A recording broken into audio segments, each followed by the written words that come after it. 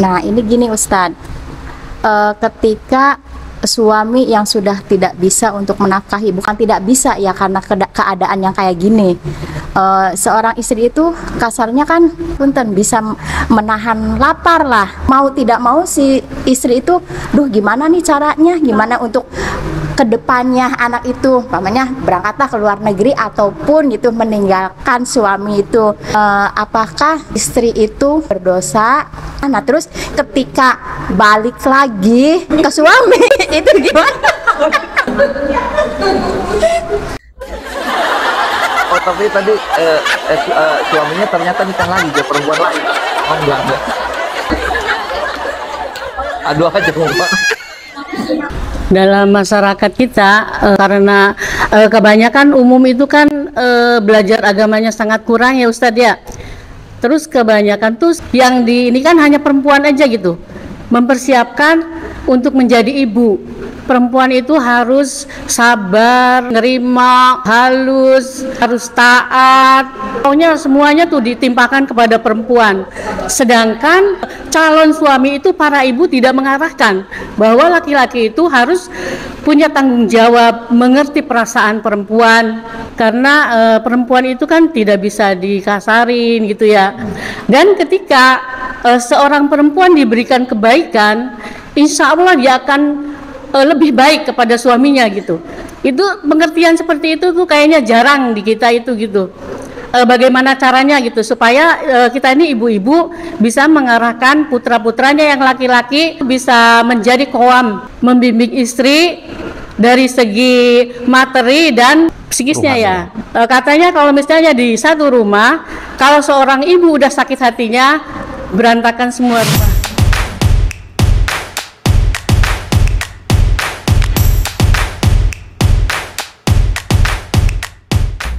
Baik, ibu-ibu yang berbahagia, alhamdulillah kita implementasikan ajaran-ajaran Islam bukan hanya urusan sholat, zakat, dan puasa saja, tapi dengan pengetahuan yang kita miliki, kita harus niat yang ikhlas melaksanakan kehidupan rumah tangga ini, arahnya tuh untuk Allah. Rumah tangga tuh ngurus anak itu supaya dapat pahala dari Allah, dapat surganya Allah. Ngurus suami jelas nggak enak, tapi karena kita tahu sesungguhnya setiap amal itu bergantung pada niatnya, dan sesungguhnya setiap orang itu akan mendapatkan balasan sesuai dengan niatnya ya, walaupun bentuknya dia bakti ke suami, sayang ke anak, hormat ke mertua, sayang ke tetangga, menghormati hak-hak tetangga. Kalau ikhlas, maksudnya ikhlas tuh ngerti saya buat apa nih begini nih, capek, belenak, tapi dia tahu. Seperti ibu-ibu kemarin ngaji udah jauh-jauh itu, ngapain jauh-jauh itu kalau bukan karena ikhlas sih? Iya kan, jauh-jauh karena kita ikhlas. Kata mama tuh dia asal batuk puyeng besius bismillah culah. Nah itu kan karena tenaga dari ikhlas, tenaga dari Allah itu kan. Nah makanya ketika sudah tahu tentang keikhlasan itu, tidak berat kita untuk saling menghormati dan menghargai antara pasangan kita itu, dan bergaul dengan mereka itu secara patut. Dan kita juga nggak keberatan ketika ada komunikasi yang terbuka antara suami dan istri, jujur ya, dengan komunikasi yang baik, maka insya Allah masalah-masalah itu akan mudah diselesaikan dan mencegah kesalahpahaman. Terus jangan aja cepat marah, jangan cepat menyimpulkan sesuatu. Suami cerita baru sebagian, sabar mendengar. Kadang-kadang suami ketika cari situasi ya untuk menjelaskan ke istrinya, nunggu waktu moodnya enak dia kan. Ketika suaminya baru introduction, nah baru mulai mah begini-begini. Apa ini tuh saya juga tahu. Belum selesai, belum apa sudah di jebret gitu kan. Akhirnya yang terjadi bertengkar. Kalaupun suami dibegitukan atau sebaliknya, tetap kudu sabar.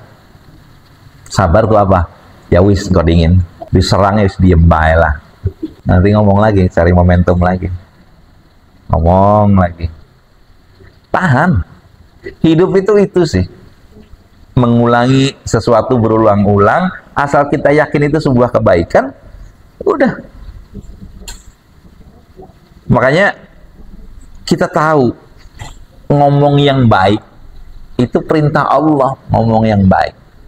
Perintah Allah ngomong yang baik. Katakanlah yang baik atau diem, kalau nggak mampu tuh diem. Diem itu, wow, amal hebat itu. Diem tuh. Tapi duduk menengahkan duduk. Menengahkan. Itu tersiksa juga kalau didiemin tuh. Bukan itu maksudnya. Berkatalah yang baik atau diam tuh maksudnya kalau kita tuh khusyuk ya. Khusyuk itu ngerti ketika kita bener nggak tuh, ada kontrol kita gitu tuh. Oke enggak gitu. Harus dilingakan aja nyewot. Kalau kita tadi lu ngomong gini loh, kamu ngomong gini. Ada temennya yang ini. Oh iya tah. Udah. Kita endapkan dulu gitu aja langsung ditolak. Jangan langsung ditolak. Allah berfirman, katakanlah kepada hamba-hambaku, hendaklah mereka mengucapkan perkataan yang baik. Yaqulul lati hiya ahsan. Jadi ngomong yang baik itu adalah keharusan kehidupan itu tuh. Otomatis segala sesuatu yang dibangun kebaikan akan menciptakan keharmonisan, keseimbangan antara suami istri. Laki-laki kan suka kepedean gitunya. Kepedean dalam arti ya, merasa hati-hati, baik, udah cukup, wis lah, dia fokus ke yang lain. Dia tuh malas untuk berbaik-baik dengan keluarganya tuh. Maksudnya keluarganya tuh ahli rumah tuh, istrinya, anaknya. Padahal itu tuh mesti disikapi secara khusus. Tidak bisa diperlakukan sebagai rekan kerja atau anak buah di kantor gitu. Kalau anggota di rumah tuh, kan anggota di rumah kan pola komunikasinya juga kan beda. Jangan karena ahli rumah jebret-jebret baik semaunya ngomongnya, kan akhirnya kan merasa tidak dihargai istri itu. Kan seperti itu. Makanya Rasulullah bilang, sebaik-baik kalian adalah yang terbaik kepada keluarganya. Ukuran kebaikan seseorang tuh itu. Kalau kamu sudah mampu baik kepada istri kamu, kepada anak kamu, cara bersikap, cara bertutur kata, gesturnya enak, raya didelengnya enak. Nah itu tuh. Dalam masyarakat kita kebanyakan umum itu kan belajar agamanya sangat kurang ya Ustadz ya. Terus kebanyakan tuh sepertinya budaya kita itu yang ini kan hanya perempuan aja gitu. Mempersiapkan untuk menjadi ibu. Perempuan itu harus sabar, harus apalagi nerima sama suami, harus halus, harus taat, harus apalagi ya, pokoknya semuanya tuh ditimpakan kepada perempuan. Sedangkan seorang suami, calon suami itu para ibu tidak mengarahkan bahwa laki-laki itu harus punya tanggung jawab, mengerti perasaan perempuan. Nah itu mungkin Ustadz di situ ya. Apa sih yang ini kan efeknya sangat, menurut saya sangat fatal ya. Karena perempuan itu kan tidak bisa dikasarin gitu ya. Dan ketika seorang perempuan diberikan kebaikan, insya Allah dia akan lebih baik kepada suaminya gitu. Itu pengertian seperti itu tuh kayaknya jarang di kita itu gitu. Bagaimana caranya gitu supaya kita ini ibu-ibu bisa mengarahkan putra-putranya yang laki-laki bisa bisa menjadi qawam, membimbing istri dari segi materi dan psikisnya ya. Ya, karena itu tuh hati perempuan itu Ustadz ya, subhanallah. Kalau udah sakit itu subhanallah. Katanya kalau misalnya di satu rumah, kalau seorang ibu udah sakit hatinya, berantakan semua rumah. Subhanallah. Mungkin begitu Ustadz ya. Terima kasih. Ya, bagus sekali Ibu. Sebetulnya kewajiban itu sama antara laki-laki dan perempuan. Haknya seimbang kewajibannya tuh. Allah selalu jelaskan secara beriringan antara laki-laki dan perempuan itu. Seperti itu. Jadi bukan hanya salah satunya saja. Nah ini yang tadi yang saya betul-betul bersetuju dan tertegun dengan pernyataan Ibu yang menyatakan para ibu-ibu ini coba dari sejak sekarang anak laki-lakinya itu diprogram pengertian bahwa perasaan perempuan tuh begini loh. Itu mulai diberikan sebuah pemahaman yang mendalam gitulah ya, bahwa seorang wanita itu perasaannya kayak kaca ya, mudah retak gitu ya, mudah retak, halus perasaannya. Dan itu memang dibenarkan oleh Rasul sendiri kan, bahwa perempuan itu memang sangat dikuasai oleh perasaannya, lembut perasaannya. Justru dengan itulah kemudian laki-laki harus menyesuaikan diri.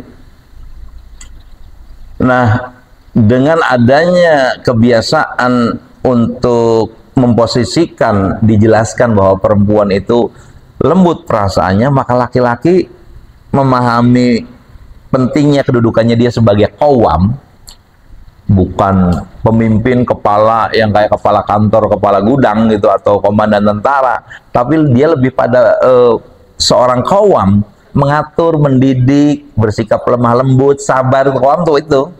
Saya juga termasuk yang prihatin kalau seorang laki-laki pendek sumbu emosinya, sebentar-bentar nyala, nyewot ya, nggak cocok sedikit marah. Kalau begitu ya mana pahala kerumah tanggaan? Nggak ada. Justru adanya pahala rumah tangga ini karena seorang suami kalau misalkan ya wis lah asin setitik sih ya, lebih tinggal di pangan hari doa, di pangan hari beliau wis lah gitu. Jangan mencaci gitu ya, marah. Itu yang memang perlu dari sejak apa ya namanya para kita nih orang tua mendidik anak-anaknya supaya bersikap lemah lembut ke istri, memahami perasaan perempuan. Itu barangkali Bu dari saya ya. Iya, mau tanya Ustadz, kadang-kadang kalau dalam hubungan suami istri ya, seringkali terjadi percekcokan gitu, pertengkaran. Nah, saya pernah mendengar bahwa suara istri tidak boleh melampaui suara suami. Padahal kita kan kalau bertengkar ya pakai kenceng-kenceng suaranya Bu ya. Iya, dari kayak kenceng kita kenceng mana gitu. Gitu Ustadz, bagaimana sebaiknya? Ya, terima kasih Ustadz. Ini menarik sekali pertanyaannya. Kalau sudah bertengkar tuh pak kencang-kencang suaranya ya, pak tarik-tarik. Tentang adab merendahkan suara. Allah kan memerintahkan kepada kita ya, secara umum saja ini mah, rendahkanlah suaramu, sesungguhnya seburuk-buruk suara adalah suara keledai gitu. Jadi ya ngukur dewek bae lah. Are lagi terdorong emosi gitu tuh, kalau bisa mah diem ndak milihnya tuh. Gimana Bu? Ditinggal kabur. Jegleg motor tah? Ya, larangan meninggikan suara di hadapan orang yang mulia itu ada memang, pakai dalil umum. Jadi misalkan ada wali kota, ada bupati, ada menteri, ada presiden, orang yang dihormatilah, atau ada ulama ya, ada larangan kita untuk meninggikan suara di hadapan orang yang kita hormati gitu ya. Ya ayyuhalladzina amanu la tarfa'u aswatakum fawqa sautin nabi. Hai orang-orang yang beriman, janganlah kamu meninggikan suaramu melebihi suara nabi. Ya, para sahabat tuh ya nggak boleh. Sahabat tuh suaranya Umar kan kencang, dan yang lain-lain tuh Zubair bin Awam kencang. Seorang murid ya tidak boleh meninggikan suara kepada gurunya, atau istri meninggikan suara kepada suaminya. Jadi masuknya ke bab fikih sebetulnya sih. Sebetulnya gini loh, suami istri itu kan bukan masing-masing, diikat apa yang namanya rumah tangga. Jadi kayak gelas sama gelas berhubungan. Apa yang diwajibkan atas suaminya berarti istrinya juga sama mendapatkannya gitu. Hak dan kewajiban itu seiring lah gitu. Jadi ketika ada kewajiban istri menghormati suami, maka ada kewajiban juga suami menyayangi istri. Hari menyayangi pasti dihormati lah. Itu mah pasti itu. Lau kuntu amiron ahadan an yasjuda li ahadin la amartul mar'ata antas juda li zaujiha. Seandainya aku boleh memerintahkan seorang sujud kepada orang lain, niscaya aku perintahkan seorang istri ya sujud kepada suaminya. Betapa loh besar banget kekuasaan suami atas istrinya. Paham nggak? Ini nih pisau tajam. Nah gini, nah samalah pisau tajam. Kamu jangan main-main sama pisau ini ya. Pisau ini bisa motong, bukan hanya motong bawang, bukan hanya buah. Pisaunya bisa motong pisau lagi. Saking landepe, saking tak.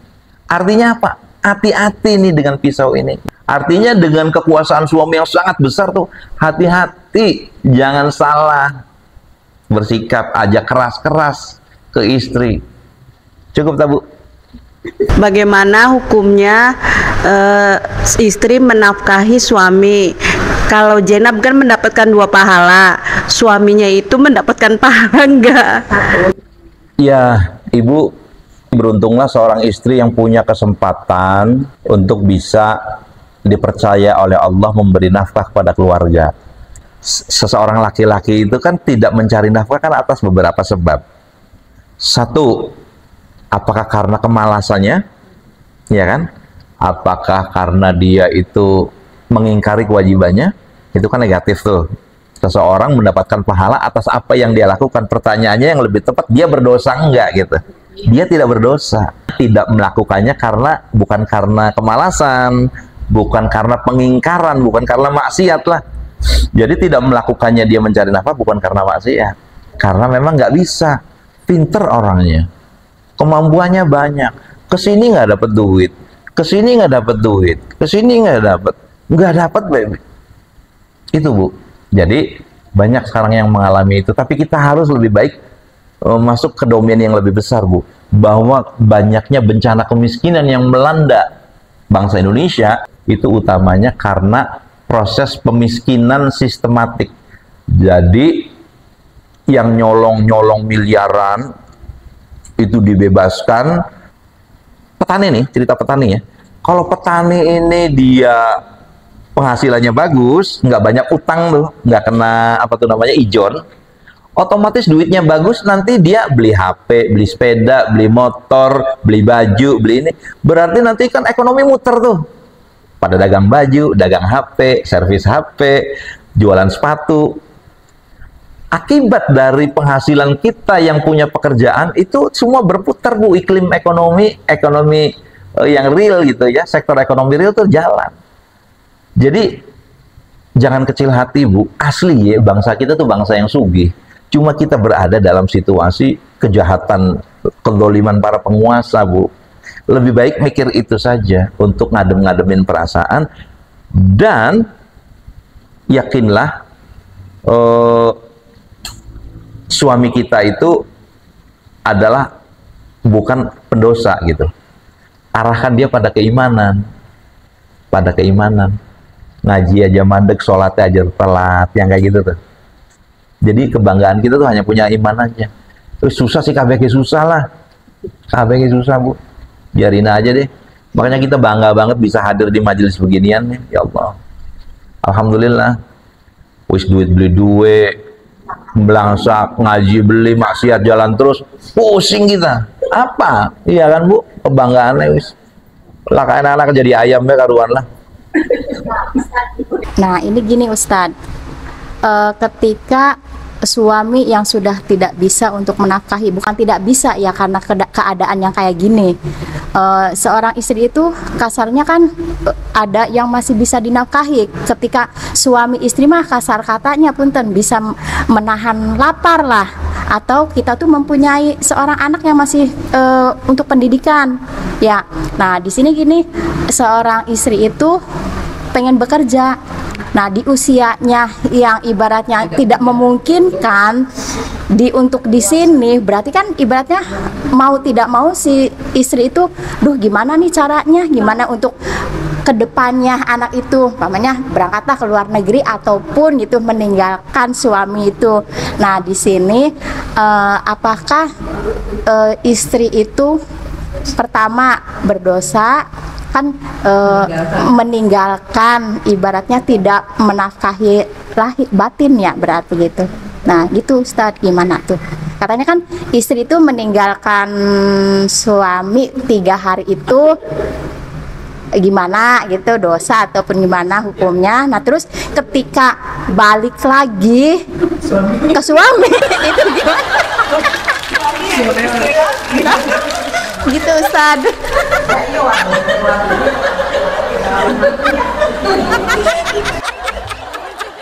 Oh tapi tadi suaminya ternyata nikah lagi ke perempuan lain. Oh enggak. Aduh aja ngomong.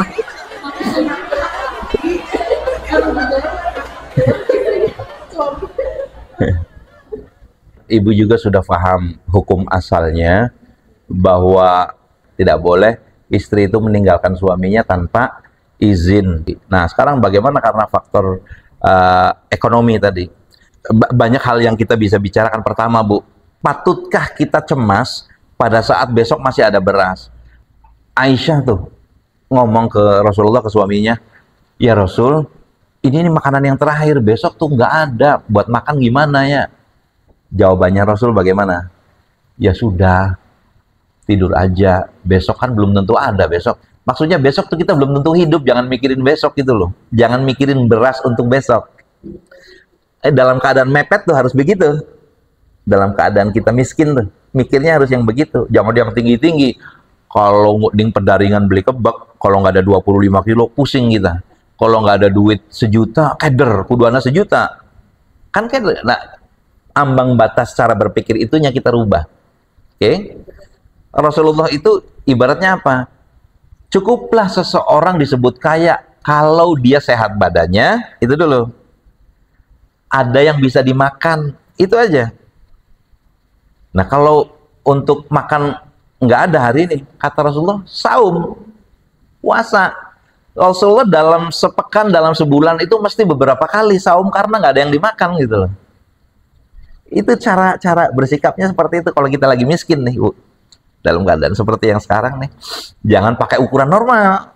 Nanti salah menghitung, salah bersikap. Karena kalau ninggalin suami, bayangin kebahayaan yang akan muncul Bu. Yaitu apa? Suami nanti gimana urusannya? Mending kawin maning payu.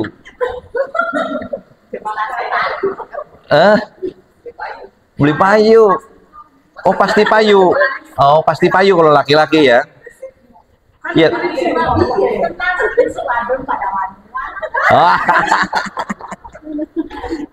Iya. Jadi bisa dua kemungkinan, bisa payu, bisa beli payu, ya, macam-macam. Tapi intinya ukurannya manfaat mudarat Bu. Nanti lebih banyak manfaatnya apa mudaratnya. Intinya bertahanlah dalam kemiskinan. Itu jangan merasa paling menderita. Intinya kalau ibu sholatnya bener, ngajinya bener tuh pasti dikasih solusi Bu. Pasti. Tanya ke mama tuh yang lebih senior, sendirian tanpa suami, anak akeh, angus-angus kikin di apa langka, luru dingin. Oh turu dingin apa luru dingin? Ya kadang-kadang ini cerita yang tadi saya baru dengar, dia itu malah untuk makan anaknya tadi tuh, ibu-ibu Yakult tuh ngutang angun nasi kuning sarapan anaknya, ngutang, malu. Harus tahan yang begitu tuh. Kenapa? Ini sudah masuk asar ya.